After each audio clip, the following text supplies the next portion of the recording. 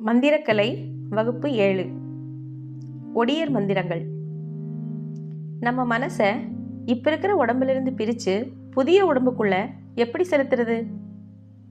நாம் எப்படி கூடு விட்டு கூடு பாயிறது? சிறுநீரகம், இதயம், கல்லீரலை மாற்றுவது போல மூளையை மாற்ற முடியுமா? மூளை இல்லாமல் மனசை மட்டும் தனியாக ஒரு கண்ணாடி குடுவையில் அடைக்க முடியுமா? மாயாஜால கதை அல்ல இது. உண்மையில் ஒடியர்களின் அற்புத கண்டுபிடிப்பு தான் கூடு விட்டு கூடு பாய்தல். ஒடியர்கள் ஒன்றும் மண்டை ஓட்ட பிளந்து மூளையை எடுத்து அறுவை சிகிச்சை எல்லாம் செய்யலை. அதுக்கு பதிலாக ஒருத்தரோட மூளையில் பதிஞ்சிருக்கிற மன உணர்வுகளை மந்திரங்களை கொண்டு அழிச்சாங்க. எந்த எண்ணமும் இல்லாத காலி மூளையில் தங்களோட எண்ணங்களை நிரப்பிட்டாங்க. ஒரு செல்போனில் உள்ள தகவல்களை மெமரி கார்டில் காப்பி பண்ணி இன்னொரு செல்போனில் பதிவு செய்கிறது போல எந்த எந்திரத்தையும் ஒடியர்கள் பயன்படுத்தலை. மாறாக மந்திரங்களை மட்டும்தான் பயன்படுத்தினாங்க. அது எப்படி?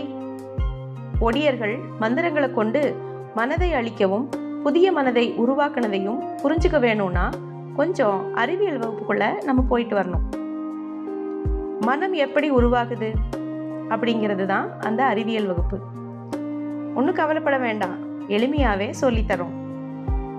மனம் அப்படிங்கிறது எல்லா உயிர்களுக்கும் இருக்கு. பெரிய மரம் முதல் சிறிய பாசிகள் வரை மனம் இருக்கு. நம் கண்ணுக்கு தெரியாத நுண்ணுயிரிகளான பாக்டீரியா, வைரஸுக்கு கூட மனம் இருக்கு. மனம் அப்படின்னா என்ன? தான் என்ற உணர்வு தான் மனம். தான் என்ற உணர்வுள்ள எந்த உயிரியும் மனமுடையதே. தான், தன்னுடையது என்ற எண்ணங்களே நம்ம மனம். நமது மனம் 5 வழிகளில் புற உணர்வுகளை உள்வாங்குது. உற்றுணர்வை தோலின் தொடல் வழியா உள்வாங்குது. ஊனுணர்வை உணவாக நாவின் வழியா உள்வாங்குது. நுகர் உணர்வை மூக்கின் வழியா உள்வாங்குது. காட்சி உணர்வை கண்கள் வழியா உள்வாங்குது. ஒலி உணர்வை காதுகள் வழியா உள்வாங்குது. இந்த 5 புலனுறுப்புகள் வழியா மட்டும்தான் நம்ம மனசுக்குள்ள உணர்வுகளை செலுத்த முடியும்.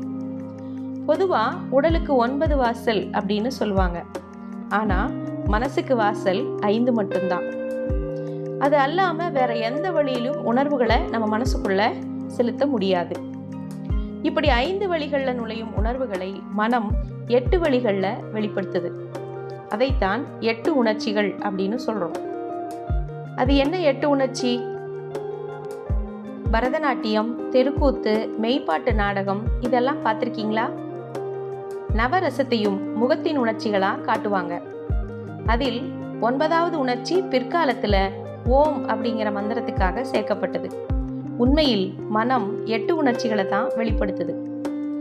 நகைப்பு, அழுகை, இளிவரல், மருட்கை, அச்சம், பெருமிதம், வெகுளி, உவகை, இதுதான் அந்த 8 உணர்ச்சிகள்.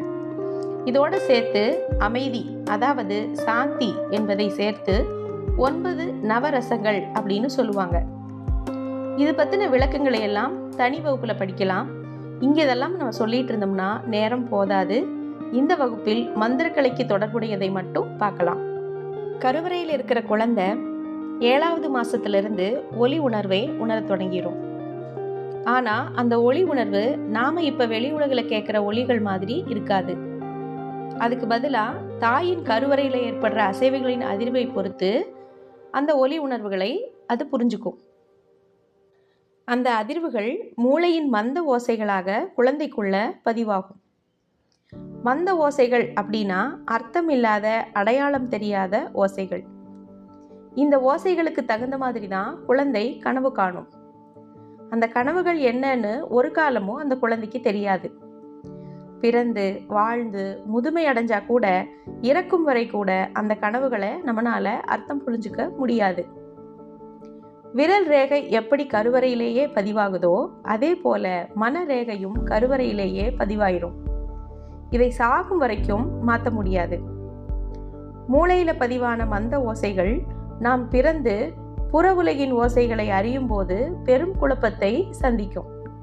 காரணம், அதற்கும் இதற்கும் தொடர்பே இல்லாதது போல தோணும்.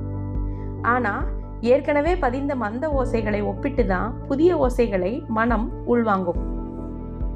உதாரணமாக, நம்ம வானத்தில் ஒரு வித்தியாசமான இதுவரை பார்க்காத ஒன்றை பார்க்குறோம் அப்படின்னு வச்சுக்கோங்க.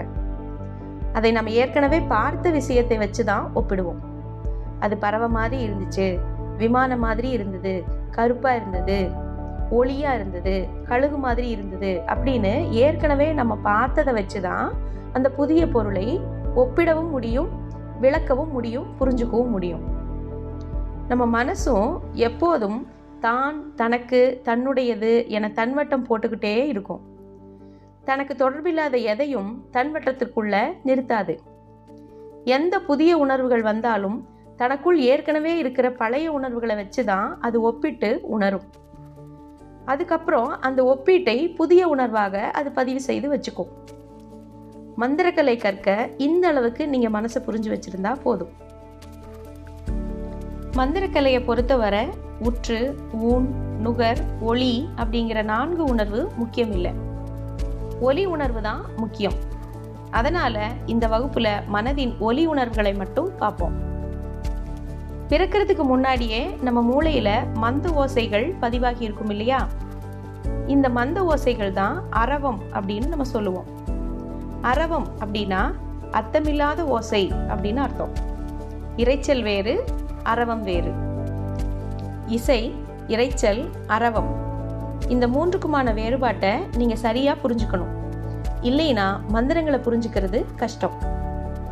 இசைக்கு ஒழுங்கும் அர்த்தமும் இருக்கும்.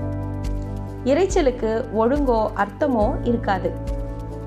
அரவத்திற்கு ஒழுங்கு இருக்கும், ஆனா அர்த்தம் இருக்காது.